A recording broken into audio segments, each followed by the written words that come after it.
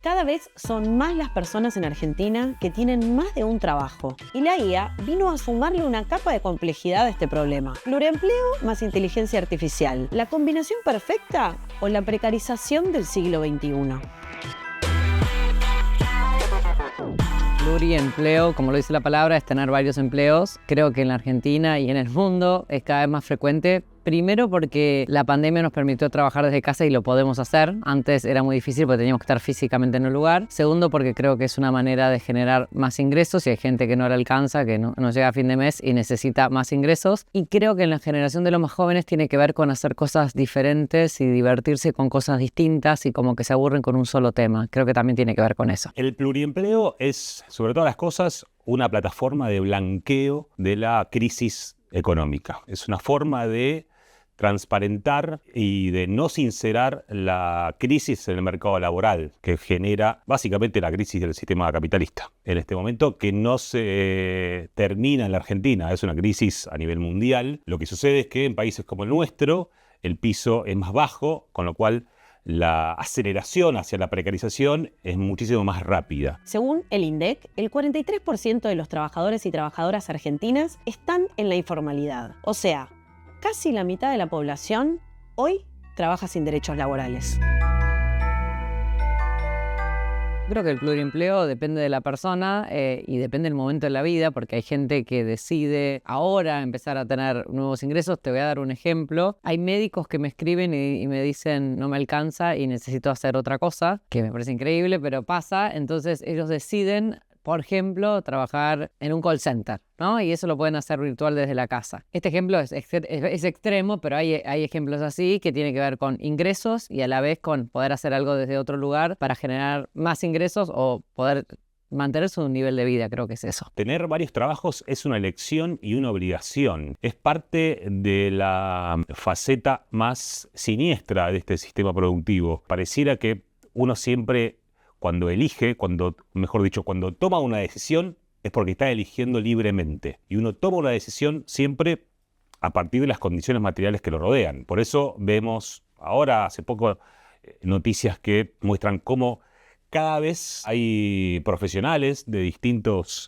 ramas y trabajadores de distintos oficios que recurren a Rappi, que recurren a Uber o a otras aplicaciones para suplir el salario. Entonces uno hace esta pregunta, ¿no? ¿Están eligiendo o están siendo obligados?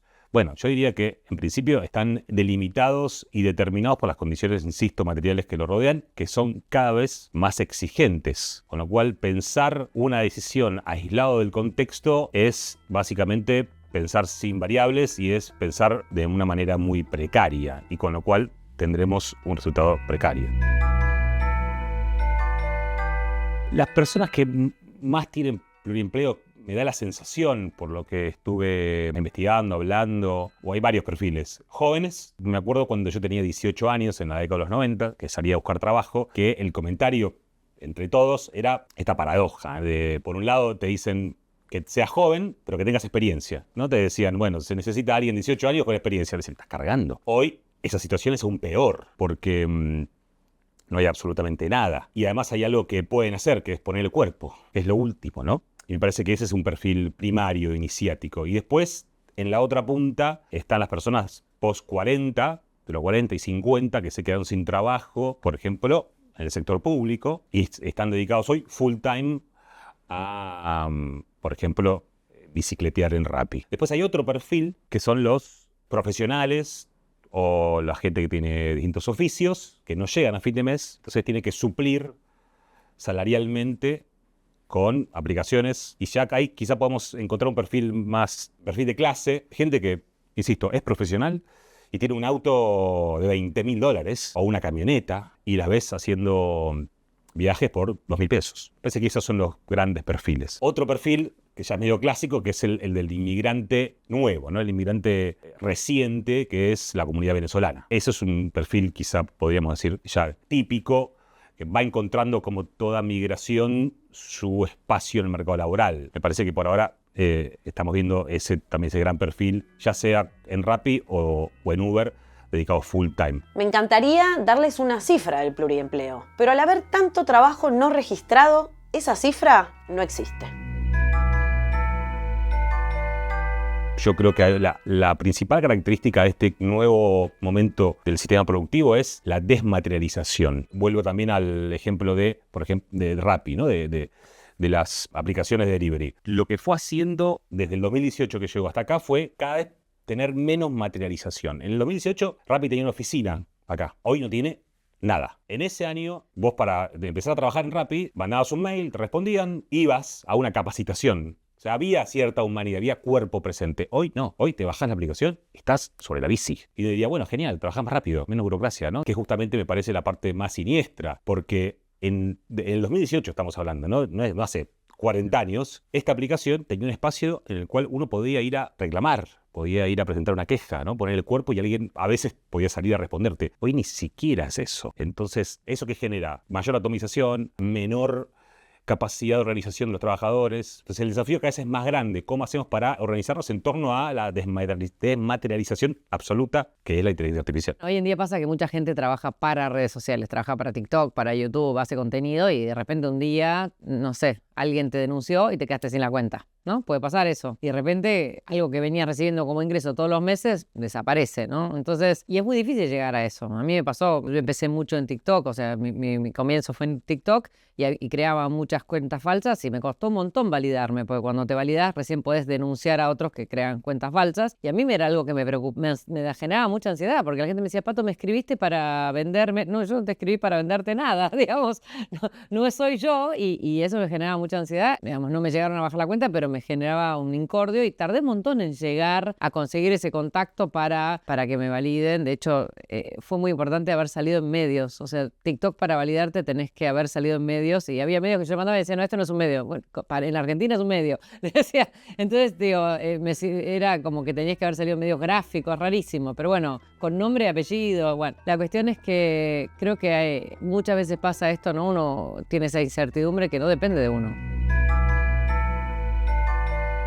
El mercado laboral cambió mucho en los últimos años, por muchos motivos. El primero es que muchos de los niveles iniciales, o entry level se dice, los niveles, las cosas que hacíamos nosotros cuando entrábamos a trabajar, hoy se están reemplazando con la inteligencia artificial, ¿no? O con los procesos, o con la automatización, o lo que sea. O sea, cosas que nosotros, yo digo siempre, nosotros hacíamos fotocopias, ya no existen más. Nosotros completábamos planillas, ya no se hace más. Nosotros, no sé, generábamos algún tipo de contenido, ya tampoco se hace. Hay un montón de cosas que no se hacen más o no van a hacerse más las personas. Entonces, esos trabajos que eran los que le dabas al pasante, al joven profesional, al que entraba, hoy no están existiendo. Esto es un desafío mundial, lo digo porque acabo de volver a Estados Unidos y estuve en empresas muy grandes donde esos puestos ya están desapareciendo. Esto desde los programadores hasta los editores de contenido, hasta el que trabaja en administración, en finanzas, en cualquier lugar. Entonces, este es un desafío como sociedad, y porque ¿qué vamos a hacer, ¿no? Con esos empleos y cómo vamos a hacer para que esos jóvenes ingresen en el mundo del trabajo. Bueno, creo que la inteligencia artificial aparece, me parece, de una manera doble, ¿no?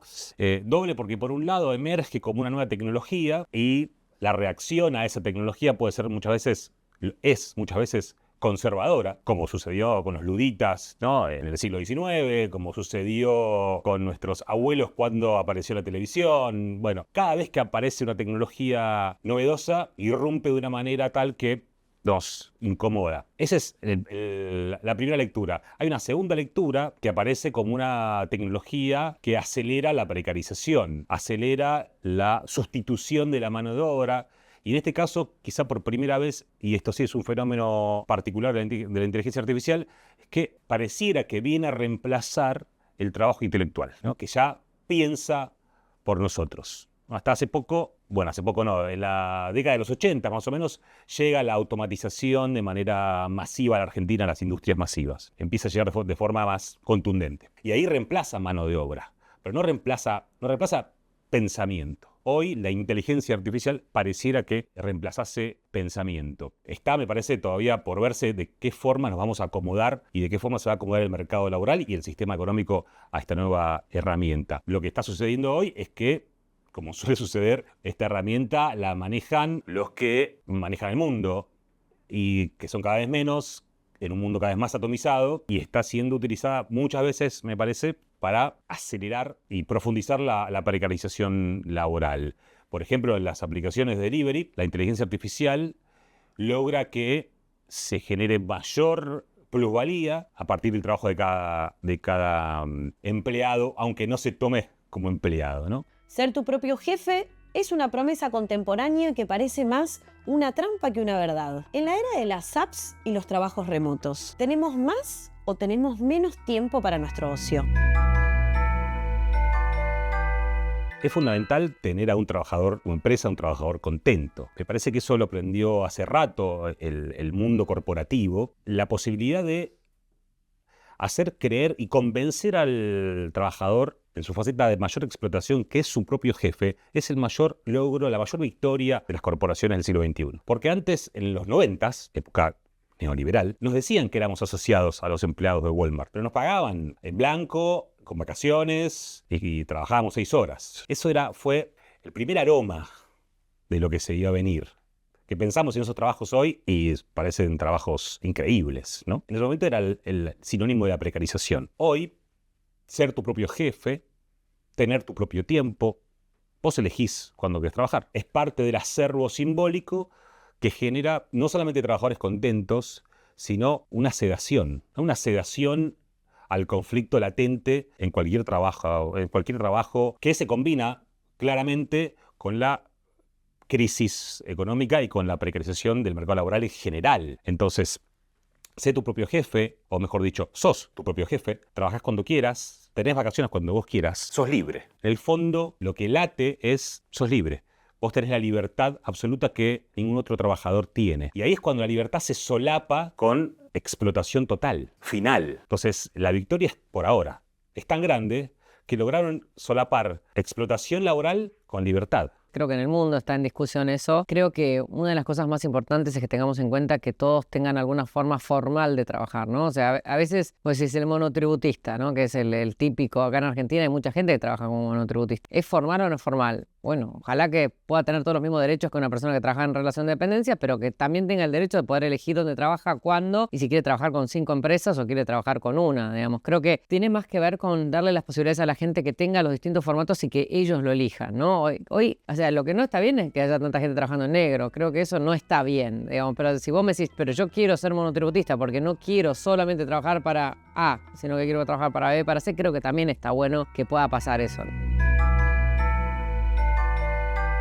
El segundo gran desafío que tenemos es los más 50. O sea, hoy las personas que tienen más de 50 años y se quedan sin trabajo, es muy difícil volver a trabajar, reinsertarse. Y creo que ahí lo más importante es que tengamos en cuenta que nosotros somos responsables de ser empleables. Y lo voy a decir de una manera fácil. Cada 6 meses, los que trabajamos en una empresa, tenemos que preguntarnos si hoy me volverían a tomar a mí. Y si la respuesta es no, porque me falta que no hablo inglés, o porque no aprendí de inteligencia artificial, o porque no sé de la última tecnología de no sé qué, es mi responsabilidad aprenderlo. No, porque es fácil darte vuelta y decirle a la empresa, che, no me enseñaste, pero creo que los que tenemos hoy todo al alcance para aprenderlo somos las personas y tenemos que tomar esa decisión. ¿Por qué? Porque en el momento que la empresa esté achicando o decida sacar una persona a otra, va a elegir a la persona que es más útil, ¿no?, para la empresa. Y la segunda cosa que creo que es muy importante, más allá de las habilidades técnicas, es aprender habilidades blandas. ¿Cuáles? Empatía, escucha activa, comunicación, liderazgo, resolución de conflictos. Muchas de esas cosas se aprenden trabajando, ¿no? Estamos de acuerdo, no son cosas que aprendemos en la universidad. Entonces, mi desafío, sobre todo para los jóvenes, es cuanto antes puedan empezar a trabajar o puedan practicar mejor, porque eso es lo que más van a requerir de ustedes el día de mañana. Esto es la diferencia. Antes vos estudiabas algo y vos entrabas en una empresa y más o menos si tenías a alguien que te apadrinaba, ibas creciendo, hacías bien las cosas, estaba todo bien. Hoy es como que todos los días tenemos que revalidar que estamos en el lugar correcto, que nosotros queremos estar en ese lugar, que eso también es muy importante, y que el otro lado nos contrate o no nos contrate depende de lo que damos, de lo que entregamos, de la calidad de nuestro producto o servicio que entregamos, y creo que ese es un desafío y sobre todo creo que es algo que va a generar bastante estrés. Por eso cuando miramos las estadísticas mundiales, hoy la preocupación más grande es por la salud mental, más que por el cáncer o otras enfermedades. Tiene que ver con eso, que nos tenemos que revalidar todo el tiempo. Me parece que en el mediano plazo necesariamente va a haber un choque de conflicto. En el mediano o en el largo plazo. En algún momento me parece que por la propia historia de la humanidad, va a haber un momento de tensión final en el cual no van a alcanzar las sedaciones, no van a alcanzar las palabras, o la batalla simbólica va a generar cierto quiebre. No podría decir cuándo, ¿no? Pero sí como no se puede mirar para adelante sin adivinar o sin hacer futurismo, me parece que sí se puede mirar para atrás. Y la historia demuestra que en algún momento necesariamente hay un final en el choque de intereses, ¿no? Básicamente los intereses siguen siendo los mismos, ¿no? El interés del capital no tiene nada que ver con el interés de la clase trabajadora. O mejor dicho, el interés del capital es explotar a la clase trabajadora, ¿no? Y eso fue así, va a seguir siendo así, a pesar de que estemos en un momento quizá mayor confusión producto de este cambio tan radical que es sacarle la materialidad, ¿no? Ustedes deben recordar esta frase, ¿no? del marxismo, bueno, de Marx, de las condiciones materiales determinan la conciencia, ¿no? La cuestión material está en la revolución industrial, está en el hombre nuevo, ¿no? En el hombre moderno, mejor dicho. Bueno, ahora nos corrieron a los trabajadores, nos corrieron el arco, porque lo material no existe más. Me parece que también, junto con el resto de los actores políticos y económicos, los sindicatos también se van a tener que, no quiero decir la palabra actualizar, pero sí, ni adaptar porque están cooptadas quizá por las personas que piensan diferente, pero sí poder encontrarle la vuelta a estas nuevas formas de explotación para poder organizar a los trabajadores y defender sus intereses.